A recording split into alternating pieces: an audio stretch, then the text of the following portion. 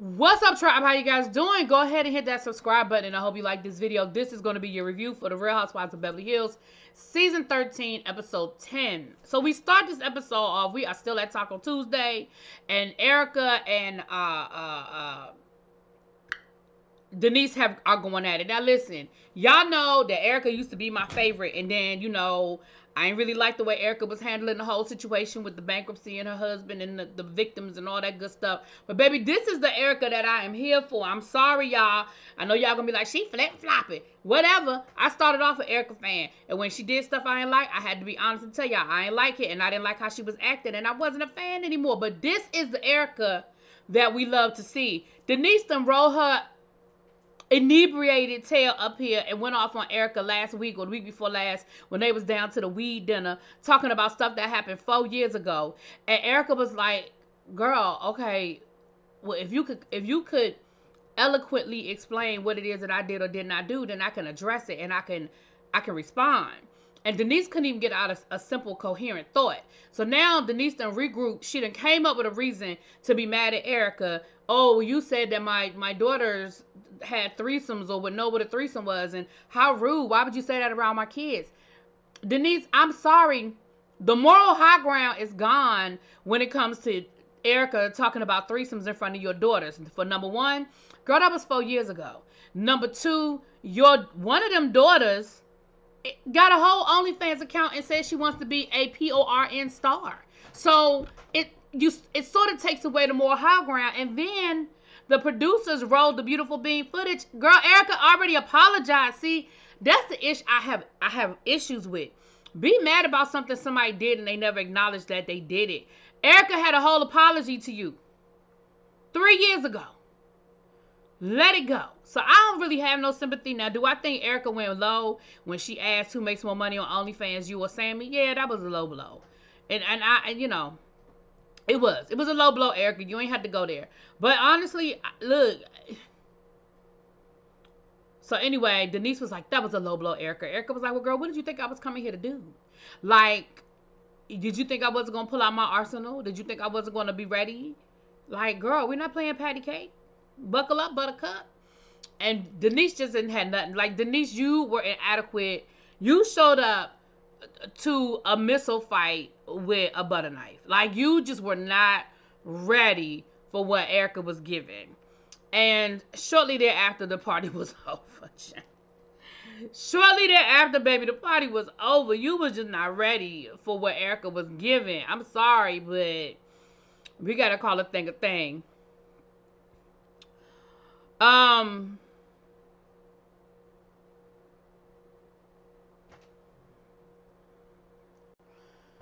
So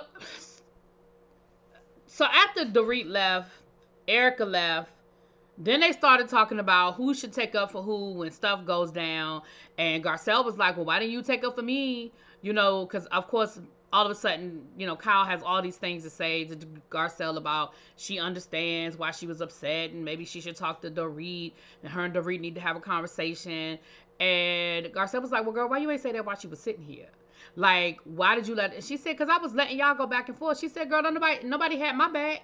The other night when we was talking, when y'all was all coming at me about, about the ring and all of that, like, y'all didn't have my back. And of course, this all really goes back to Kyle still feeling some kind of way, feeling like the girls did not really have her back when it came down to the Kathy Hilton situation last season. Feeling like Kathy sort of blamed Kyle for a lot of stuff and came at Kyle. Clearly the night that the night in question, Kyle and Kathy got into it, and Kathy was sort of mean to Kyle or whatever. And Kyle really just feels like the ladies just didn't have her back. Like, honestly, she's still holding on to that. We see a conversation between Kyle and her sister the next day, or you know how they go. Honestly, if I'm being really honest about the matter, Kyle, you are a whiny ass. Like, I ain't never seen nobody that claimed they done been through so much therapy and you still stuck on your mommy issues. Like, you and Kat, listen, I really need people to get to a point where they understand that every relationship isn't going to look the same. And we cannot allow our parent guilt to dictate how we move in our own space that is going to make us happy. And what I mean by that is this. Kathy Kyle and child, the other sister, Kim. They had three very distinct situations and three very distinct um, um, what's the word I'm looking for? Three very distinct experiences growing up, right? At this point in their life, they have very distinct personalities, and either they're gonna be friends or they're not. You can always be sisters, and we don't have to be best friends. And I feel like they feel this pressure to be friends and to be close, and that just isn't what it is. Like, I honestly just I don't think Kathy likes Kyle that much. I mean, I think she loves her because that's her sister, but clearly, if it's a conversation about who to hang out with, that ain't who she would choose to hang out with. And I think it's okay. Kyle's sitting there crying about how Kathy was so mean to her. Do you understand how juvenile you sound? Do you understand how juvenile you sound when you say, she was just mean to me? Like, I'm going to need you to be able to use your words. I'm going to need you to be able to explain what you're saying and a little bit, and be a little more clear and intentional in your words. She was mean to me. Girl, you 50-something years old. Again, wasn't there, and I don't know y'all's relationship, and it does sound like you and Kathy have a very complicated one. But I think at this point, it's okay to say, you know what? We're not friends. And that's okay. Anyway, that's just me. Sutton, going out on another date. She meets with her dating coach. Her dating coach gives her some tips. You know, you should compliment. You got to let people think you're interested. The thing is, Sutton wasn't interested. Sutton was not interested in that man who talked about his mama every 2 minutes. Like, and I can't be mad at her about that. Like, girl, after the third My Mama story, it would have been a red flag for me too. But we did see Sutton go out on a date later on in the episode, and they seemed to get along really well. They had things in common. They even exchanged phone numbers at the end. So, you know, she said, oh, I broke my curse, my one-day curse, right? And there it is. Okay. I have to take a little pause right here real quick. Garcelle and her sons.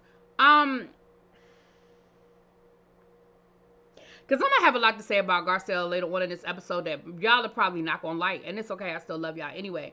But you call your son, he's laying in bed with his girlfriend, and and y'all joke. Like, do you understand? And yeah, he's at his daddy's house, and I understand that they're co-parenting, and I get it that the rules could be different in different places. But that's where I don't think people understand the term co-parent. Co-parent doesn't just mean, oh, we get along and we don't yell at each other. No. Co-parent means that we are on the same page when it comes to raising our children. So it shouldn't be a situation where he's allowed to be in his bedroom, in the bed with his girlfriend when he's at dad's house, and when he's at mom's house is a problem. And when you're on the phone with him, you're laughing and you're making a joke about it. Garcelle, if you don't put your foot down and set some boundaries, I remember, listen, I distinctly remember when the rules changed in my house. I was always a tomboy. I always was around guys. And at a certain point, one day my daddy came home, and me and some of my guy friends were sitting in my room watching TV. And that is literally all we were doing. The door was open. We were watching TV. Literally, that is all we were doing. My dad stopped. I saw it, and I saw it. I saw the look in his face. He sort of looked around. He said hi to everybody. And later on that night, after my company left, my mama said, yeah, you can't have boys in your room anymore. They can be in the basement. Y'all can be in, because we never had a TV in our living room. That was the thing. My dad, he had an issue. We never had a TV in our living room, but we had one in the basement. My mother was like, y'all can be in the basement. So the reality is, I get it that as your kids get older, the rules just have to evolve and change based on what is appropriate and where everybody feels comfortable. And I just had a problem with that, Garcelle. I feel like you're making light of it and you're joking about it, and I just don't think it's funny or cute. And it goes back to mothers, we let our boys do whatever they want to do, but let that have been the other way around. I just wonder if Garcelle had twin girls and one of her girls had a boyfriend, would she be so blasé about, oh, they're in bed together, oh, they're doing, like, I just wonder. And you're making jokes about him having sex and, oh, getting pregnant, and I know you want kids young. Like, would you be so quick to make these jokes if you had two girls? I just don't know. I don't know. I feel like it's a double standard. But anyway. So then we see Dorit meeting up with Erica, Um, and Erica basically letting her know, look, you need to have a conversation with Garcelle. Like, the things that you said were, they were just, you can't say those things, and you need to have a conversation. And Dorit was like, I will, but I just need some time to sort of process, because she was still in her feelings about it. And again, we'll get to that in a minute. We see Garcelle talking to Sutton, basically talking about the same thing, how disappointed she was in Dorit, and how she felt about the situation, and she felt some kind of way about it or whatever. But that they need to sit down and they need to talk. So I don't even know what else. Oh, I think we saw Crystal talking to her husband about her brother coming home, and I don't care. Let's get into this conversation with Dorit and Garcelle. So they meet up for lunch. It's clearly awkward. You can feel the tension. Here's my issue. And I know people are not going to agree with me, and that's okay. I think Garcelle was doing way too much. Now, let me say this. I cannot tell somebody what makes them feel some kind of way or what triggers them. First of all, I just think we overuse the word trigger. But again, I ain't judging. I'm just telling you my opinion. I think we overuse the word trigger. But you felt triggered when she said, I was being attacked. Now, production showed 3 or 4 instances where the ladies used the exact same words. They were being attacked. They felt attacked. They felt like they were being attacked. They were attacked. And obviously, it was never an issue. And Garcelle was like, yeah, but was it ever said towards me? Here's my problem. My problem isn't that Garcelle felt some kind of way about the word attack. My problem isn't even so much when Garcelle was like, there are 3 words you just don't say to black women. You don't say attack, you don't say aggressive, you don't say angry. And here's the problem I had, though, when she said, I don't have the bandwidth, and I'm not here to teach you. I don't have the bandwidth for that.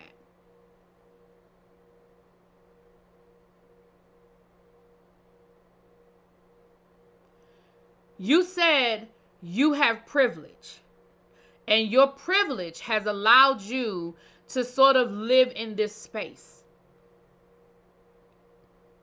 Here's the thing, you guys, and this is my opinion, and I understand that everybody is not going to agree with me. How do you expect people to treat you better if you do not tell them or teach them how to treat you? Privilege. Do you understand that white privilege exists simply because you were white and you were born in a certain class? It doesn't mean you were rich. It doesn't mean you were born to an affluent family. It doesn't mean you were born in a certain neighborhood and went to certain schools. Privilege is, as a white person, you don't walk through this world the same way I do as a black person. That is privilege. And the problem is, I think we don't understand that people don't even understand their privilege because they've never seen it from the other side of the mirror. So when you say to someone, yes, this is something you never should do, this is something that is, unacceptable or is going to trigger me, but I don't have time to teach you that, then you don't have the right to be angry when it happens to you again. That is my opinion, and I know y'all aren't going to agree with that. Here's the thing. When you're dating someone and you are the kind of person that expects a man to take out the trash. I've had guys that I've dated and they've come over my house and it's trash night and they don't live here, but they take out the trash because they say, hey, I'm here and I'm going to take the trash out. Okay, cool. Then I date another guy and he doesn't do it. But that is something that I expect. That is something that I think he should know. But he doesn't because he doesn't offer to do it. So he clearly doesn't know that the expectation is that you take the trash out for a lady. Some people might say, it's obvious. Why wouldn't he know how to do that? Why wouldn't he know that that is what you should do? Other people would say, I don't see the big deal. I've done it a million times. I don't take people's trash out. I mean, if she asks me to do it, I'll do it. But if she doesn't ask me to do it, I'm not taking nobody's trash out. Why would she expect me to do that? Until you teach someone how to treat you, You cannot be angry that they don't know how to treat you.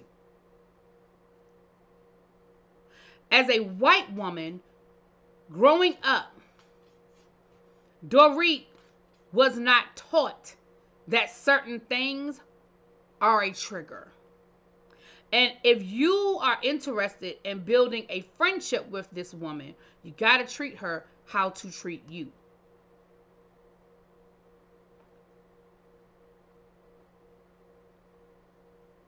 And I know that there's going to be some people that are going to say, I disagree. They should know. It's this white privilege, blah, blah, blah. Right. But I think a lot of us forget this part of white privilege. The part of white privilege that a lot of people forget is that you have white privilege because you are born with it. Meaning you don't know what life is like without the privilege. So if Dorit says angry to 20 people and it's never an issue, how does she know that it's an issue to say it to you until you teach her and you put it in context and you hold her to that expectation?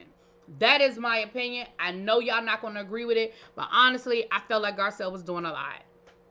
I do. I felt like Garcelle was doing a lot. Do I think that, and y'all know how I feel about y'all trying to make me defend people I don't want to defend, because Lord knows I don't be wanting to defend Dorit's ass. But do I feel like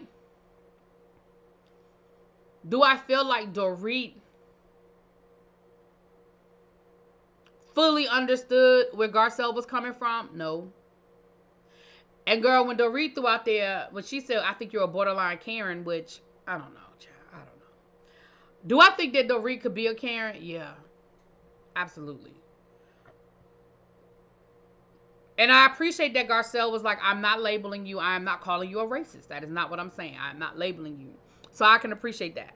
But baby, when Dorit said, you do know that I'm Jewish, right? Baby, I was here for Garcelle to saying, what does that have to do with anything we talking about? You being Jewish has nothing to do with what I'm talking about. Now, I was here for her on that one. I was 100% here with her on that one. Girl, you being Jewish don't have nothing to do with the conversation we're having. Well, I would think that because both of us come from a marginalized group.